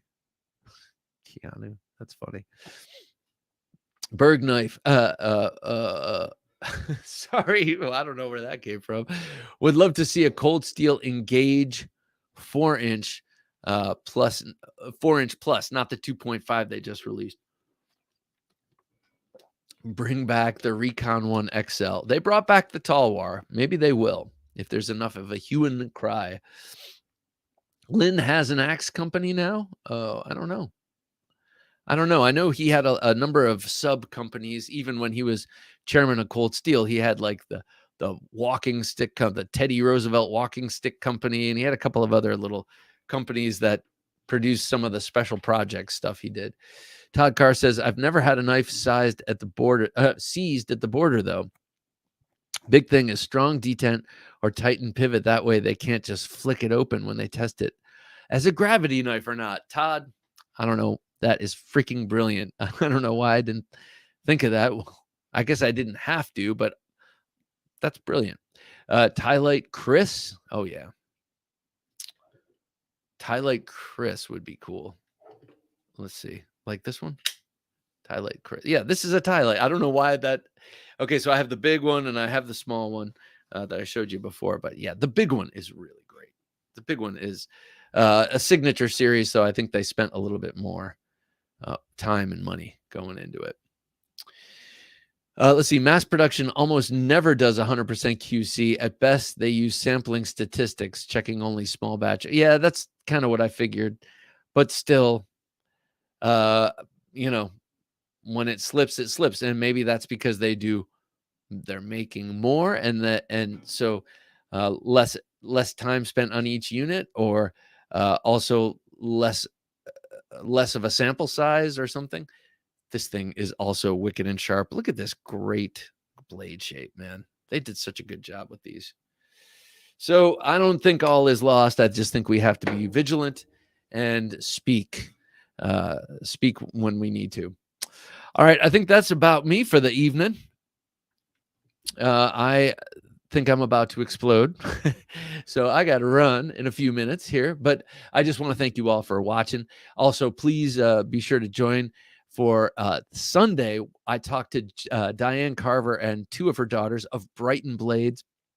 Diane worked for Fox and other knife companies, but she worked for Fox Knives for 20 years, developing projects, working with manufacturers all around the world and designers all around the world on many knife projects with Fox and other companies.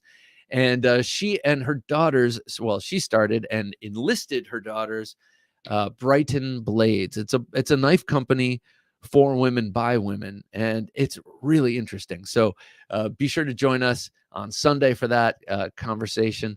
You guys may have met her through Christine of Women Carry Knives. That's how I met them. And I met them at Blade Show this year. Awesome people. Check that out. And then also be sure to check the midweek supplemental and next Thursday Night Knives. Mike says, thanks, Bob. Thank you, Mike. And I hope things, top of the morning to you down in Australia. Great show as always, says Professor EDC. Well, thank you, sir. And top of the morning to you down there. But that's evening, I guess. Byron Kennedy says, thanks, Bob. Bye, Junkies. Bye, Byron. Great to have you here. I love the story at the dinner table and the 0308. The Swinging Axe says, thanks, y'all. Have a great evening, everyone. Well, good evening to you, Swinging Axe. Kevin Moore, thanks, all. Thank you, Kevin. Thank you. Appreciate that super chat, sir. Decentian01, thanks for the hard work, Bob. And thank you, sir. And don't forget, this is your knife, so let me know what your address is, sir. Acid Test Kids, good good to have you here tonight. Thanks, Bob, for all you do. Appreciate it. Well, I appreciate you, sir. Five Door Estate, good to have you here. Thanks again. Thanks for the show. Glad I could get in for a few minutes at least. Well, I'm so glad you were here. Blade Ogre, Chris, as always, a pleasure. Let's see if you can make it 9 next time. Maybe you put something like this in your carry. Todd Carr, thank you, Todd. Thanks, Bob and Jim. Have a great night, everyone, and keep making sharp things fun and enjoyable. I intend to, sir. I intend to. Berg Knife says, it was fun. Thanks. See you next time. Well, thank you, sir. Or that was with the thumb out. This is the Malocchio. Seems logical. Good night, folks. It seems logical. Great to see you here as our resident other sword lover. Dion Page. Thanks, Dion. Have a great weekend, Junkies, and great knife video. And great vid, Knife Junkie Supreme and Jim. Thank you, sir. Thank you very much. Chris McNair, as always, a pleasure, sir. All right, one and all.